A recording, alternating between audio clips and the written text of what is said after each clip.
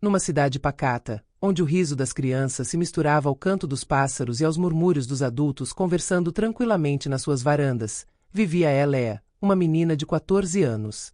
As ruas da cidade estavam repletas de casas coloridas, jardins floridos e árvores cujos galhos se estendiam preguiçosamente em direção ao céu.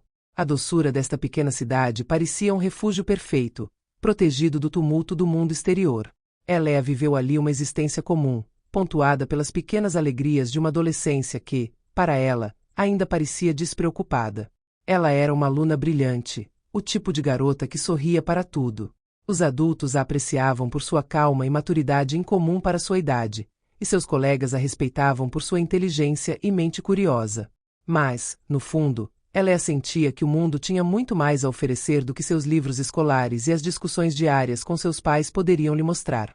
Ela era uma sonhadora, fascinada pelas grandes questões da vida, pelo sentido da existência e pela descoberta do desconhecido. Seu futuro parecia claro: continuar os estudos, seguir a carreira científica, talvez até se tornar pesquisadora, viajando pelo mundo em busca de verdades esquecidas. Mas ela ainda não tinha consciência de tudo isso, escondida sob o véu de uma vida pacífica. No entanto, este frágil equilíbrio foi subitamente quebrado numa noite de verão, quando a curiosidade de Elea a empurrou para fora dos caminhos habituais. Convidada por colegas mais velhos para uma festa realizada em uma casa isolada fora da cidade, ela não imaginava a magnitude da reviravolta que sua vida daria. Lá, entre os jovens rindo e dançando, ela conheceu Lucas, um garoto carismático um pouco mais velho que ela, que parecia saber tudo sobre o mundo adulto. Suas promessas de aventuras e descobertas misteriosas, suas palavras doces e seu olhar intrigante cativaram a jovem Elea. O que começou como uma brincadeira inocente, uma exploração dos seus próprios desejos e novas emoções, tornou-se muito mais do que ela poderia ter imaginado. Nos braços de Lucas, Elea não entendeu bem o que estava acontecendo. Seus corpos se misturavam numa dança inexperiente e inocente, mas também precipitada. Afinal, ela tinha apenas 14 anos. Os meses seguintes ao festival foram marcados por uma confusão crescente. Os dias foram passando e Elea começou a sentir sinais estranhos, náuseas, tonturas. Mas ela afastou a ideia do que poderia estar acontecendo. Esse tipo de coisa só acontecia com outras garotas, não com ela. No entanto, os sintomas tornaram-se cada vez mais evidentes. E então o horror da realidade a atingiu. Ela estava grávida. A princípio, a descoberta de sua gravidez lhe pareceu irreal. Um erro simples, um pesadelo que ela poderia apagar se ignorasse por tempo suficiente. Ela tentou ignorar, convencer-se de que sua barriga não cresceria, que tudo voltaria ao normal. Muitas vezes ela ficava acordada até tarde, esperando que suas preocupações desaparecessem com o tempo, mas elas cresciam, como uma sombra que se aproximava cada vez mais. E o seu corpo, esse corpo que havia sido de uma criança algumas semanas antes, estava mudando rapidamente, um pouco mais a cada dia. Ela sentia isso em cada respiração, em cada passo que dava. Os camaradas que a tinham visto ainda tão pequena há alguns meses começaram a olhar para ela de forma diferente. Ela sabia que não poderia falar com eles. Não para seus amigos. Não para seus pais. Não para ninguém. Havia muita vergonha, muito medo em seu coração. O medo da decepção da mãe, dos olhares críticos do pai. Lucas havia desaparecido da vida dela assim que soube da notícia. Ele nem lhe disse uma palavra, deixou-a sozinha com esse terror que ela não sabia nomear. Depois de várias semanas, a gravidez tornou-se um fardo cada vez mais pesado. Elea refugiou-se numa bolha de silêncio, não conseguindo mais se concentrar nos estudos, no seu futuro. Ela passou noites sem dormir, esperando que tudo desaparecesse pela manhã. Ela foi ao jardim chorar em segredo, longe de olhares indiscretos. Mas no fundo ela sabia que não seria tão simples. Um dia, quando sua barriga ficou visível demais para ser ignorada, Elea não teve escolha a não ser ir ao hospital. No dia em que ela passou pelas portas frias da maternidade, seu coração disparou. Ela não sabia o que esperar, mas sabia que o que estava para acontecer mudaria sua vida para sempre. As horas do parto foram uma série de dores e arrepios. O quarto do hospital parecia distante, longe de tudo que ela conhecia. Foi uma experiência quase irreal, como se o seu corpo já não lhe pertencesse. A dor era intensa, Cada contração fazia com que ela se enrolasse um pouco mais. Mas não era apenas a dor física que a assombrava. Era o medo do que ela descobriria, o terror do que lhe contariam quando o bebê nascesse. Quando finalmente veio o primeiro empurrão, uma sensação estranha foi sentida na sala. A luz da sala pareceu apagar-se brevemente. Um estranho silêncio caiu sobre a atmosfera. As enfermeiras e os médicos, que até então estavam concentrados em sua tarefa, de repente pareceram tensos, como se algo inesperado fosse acontecer. Quando a criança finalmente saiu, houve uma pausa, um momento suspenso em que ninguém falou. O médico, embora acostumado com a aparência dos recém-nascidos, permaneceu ali, com os olhos fixos na criança, petrificado. Ela, exausta pela dor e meio inconsciente, deixou-se cair no lento torpor do trabalho. Foi então que uma palavra chocante quebrou o silêncio. Não é possível, murmurou o médico, num tom tão baixo que ela a princípio pensou que ela tivesse sonhado. O feto já está quase desenvolvido. Ela, completamente exausta, ainda estava deitada na mesa de parto, com o corpo dormente e cansado. A cena que se desenrolava diante dela parecia saída de um pesadelo que ela não conseguia compreender totalmente. Ela tinha ouvido sussurros dos médicos, palavras que não conseguia entender. Mas no momento em que o bebê foi colocado na mesa, no momento em que ela viu esse pequeno ser, mudou o seu mundo para sempre. Ela ainda não tinha visto o filho, mas sentia isso em cada fibra do seu ser. Um instinto primitivo, um medo visceral, despertou no fundo de seu estômago. O médico, com o olhar ligeiramente evasivo, pareceu hesitar antes de lhe entregar o bebê. Ele era pequeno, muito frágil, mas em sua fragilidade havia algo inexplicável, uma estranheza que ela não conseguia compreender. Ela ficou tensa quando ele gentilmente o colocou em seus braços. Assim que ela tocou sua pele, uma sensação profunda de frio passou por suas mãos. Ele estava estranhamente pálido, quase translúcido. Sua pele era de um branco lívido que parecia perfurar a luz ao seu redor. Suas veias negras, como filamentos emaranhados sob a pele, pulsavam suavemente, como se o corpo daquela criança estivesse em constante atividade, num ritmo cuja natureza ela não entendia. Mas o que mais a congelou, o que a horrorizou nas profundezas de sua alma, foram os olhos dele. Enquanto ela esperava ver os olhos de um recém-nascido cheios de curiosidade ou confusão, as pálpebras da criança levantaram-se subitamente, revelando pupilas prateadas. Não havia nada de humano naqueles olhos, nenhum calor, nenhum brilho de vida. Eles estavam vazios, como espelhos frios refletindo nada. Um olhar que parecia já conhecer o mundo sem nunca o ter visto. Não era um olhar de criança. Não era um olhar humano. Doutor, o que está acontecendo? A voz de Elea tremeu, entrou em pânico, mas ninguém respondeu imediatamente. Os médicos se aproximaram lentamente, trocando olhares furtivos, um mal-estar palpável flutuando na sala. Elea sentiu o coração apertar, a mente perdida num turbilhão de confusão. Ela se virou para eles, esperando uma explicação, mas eles pareciam incapazes de fornecê-la. Murmúrios começaram a encher o ar, mas eram tão baixos que Elea só conseguiu entender algumas palavras. Ela ouviu genética, anomalia, mas tudo parecia confuso, tudo parecia fora de alcance. Uma enfermeira se aproximou discretamente, lançando um olhar furtivo para o bebê nos braços de Elea.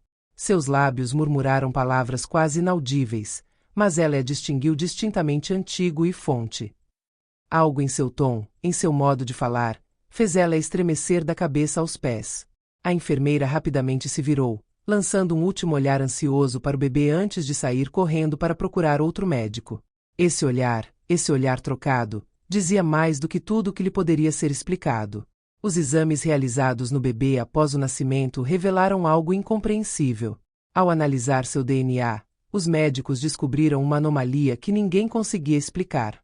O genoma da criança parecia conter elementos de uma época passada, muito antes de a humanidade como a conhecíamos ter surgido. Os pesquisadores, incapazes de encontrar respostas, começaram a se perguntar se o que tinham diante de si não seria um vestígio de um passado esquecido, um fragmento de um mundo antigo que a história havia esquecido. Outra parte do seu DNA, quase indistinguível, não correspondia a nenhuma espécie conhecida. Ela não correspondia a nenhuma raça, a nenhuma origem humana identificável. Havia fragmentos genéticos de uma forma de vida que os cientistas nunca tinham encontrado antes, algo que pertencia a um passado anterior, quase mitológico.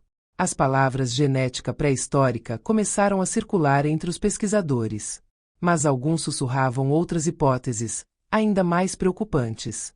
Falavam de antigas maldições, de ritos esquecidos, de forças sobrenaturais esquecidas, despertadas neste pequeno corpo. Uma mistura de ciência e crenças primitivas colidiu e o terror invadiu o hospital. Os médicos, horrorizados, decidiram tomar medidas rigorosas. Imediatamente isolaram o bebê em uma sala segura, fora do alcance da imprensa e de visitantes. O hospital mergulhou em uma atmosfera tensa, à medida que rumores começaram a se espalhar.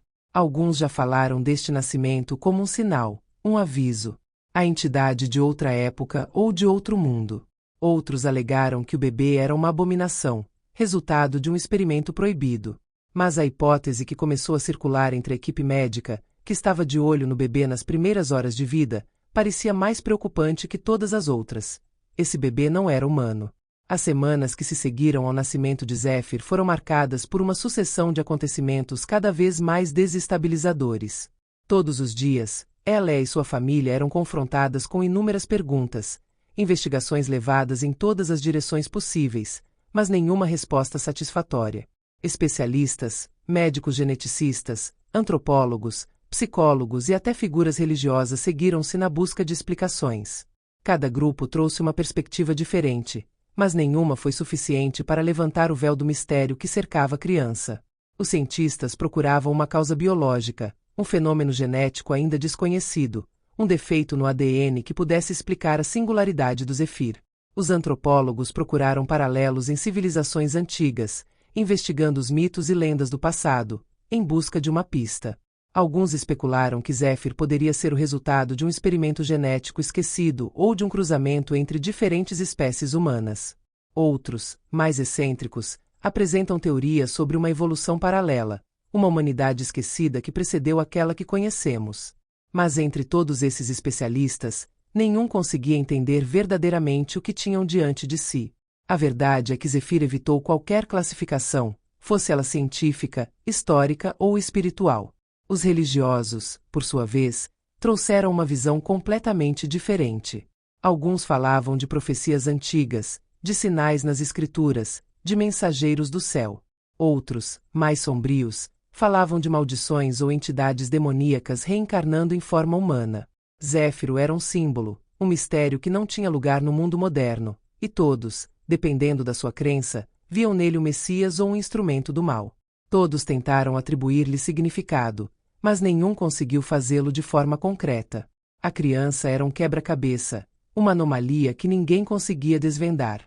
Para ela, cada visita de um especialista ou especialista era apenas mais uma onda de confusão. Falavam dele como se não fosse exatamente humano, mas ao mesmo tempo todos pareciam reconhecer, pelos seus gestos cuidadosos, que ele tinha algo mais do que a humanidade comum. Eles observaram como um objeto raro, um fenômeno, mas não como uma criança. Essa distância, essa frieza científica a perturbaram profundamente. Ela viu uma criança. Seu filho. E apesar do terror que ele lhe inspirava, apesar dos mistérios que o rodeavam, ela sentia um amor instintivo, uma ligação pura e profunda com ele. Era seu bebê e nada poderia mudar isso. Zéfir, por outro lado, parecia ser uma criança normal em todos os aspectos práticos. Comia, dormia, ria, chorava. Mas esses sinais de desenvolvimento foram mascarados por sua aparência estranha e pela velocidade com que crescia.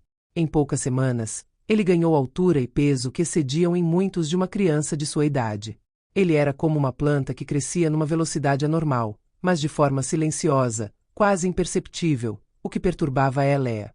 Ele não mostrou sinais de desconforto ou dor, mas seu crescimento parecia desafiar as leis naturais. Um dia, enquanto ela embalava Zéfir nos braços, ela sentiu uma sensação estranha sob os dedos. Era como uma leve vibração, um tremor quase imperceptível, vindo do corpo do filho. Ela moveu a mão para olhar mais de perto, e foi então que percebeu um detalhe que fez seu estômago revirar de medo. Um símbolo, quase invisível a olho nu, estava surgindo sob a pele de Zéfir, bem na altura de seu coração. Parecia estar em constante evolução, seus contornos mudando sutilmente, como se o símbolo tivesse vida própria. Elea, chocada, aproximou-se para observar melhor. O símbolo era circular, com linhas sinuosas que formavam uma espécie de espiral. Não havia nada de familiar nisso, mas parecia irremediavelmente ligado a algo que ela não conseguia nomear. Ela tremeu. Um calafrio percorreu-a. Este símbolo não era simplesmente uma marca física. Foi uma mensagem. Ela tinha uma intuição disso, uma intuição estranha e visceral. Mas o que ele era? De onde ele veio? E, o que é ainda mais assustador, por que parecia ter sido colocado ali, sobre o coração de seu filho? Elea não teve resposta, mas no fundo sabia que aquele símbolo não era insignificante. Ele não era apenas um detalhe insignificante ou uma simples anomalia genética. Era sobre algo maior, algo mais antigo. As semanas se passaram e Elea não conseguia mais ignorar a preocupação crescente que invadia seus pensamentos. Cientistas e especialistas sempre se concentraram na criança, mas quanto mais olhavam, mais a verdade lhes escapava. O símbolo, porém, era um aviso que vinha de dentro do próprio filho. Elea ainda não sabia até que ponto este símbolo carregava um significado muito mais profundo, algo escondido durante séculos. Não estava apenas ligado a uma origem genética, mas a um poder mais antigo, um poder enterrado na história humana, um poder que o seu filho detinha e que estava apenas começando a manifestar-se. Os acontecimentos que se seguiram a esta descoberta causaram um aumento de tensão palpável na casa de Elea. Zefir começou a exibir comportamentos cada vez mais incomuns. Seus olhos prateados às vezes mudavam para um brilho estranho, como se um brilho sobrenatural brilhasse através de suas pupilas. Ele parecia quase capaz de perceber coisas que os outros não conseguiam, reagindo de maneiras estranhas a objetos ou sons invisíveis para os outros. O horror estava apenas começando. Baby Zefir era muito mais do que apenas uma criança. E para Elea, a maternidade tomaria um rumo muito mais sombrio e misterioso do que ela jamais poderia ter imaginado. As semanas seguintes seriam apenas o início de uma viagem que ela já não conseguiria parar. Uma viagem a um mundo que ela nunca suspeitara, um mundo onde a fronteira entre o sobrenatural e o real se dissolveria.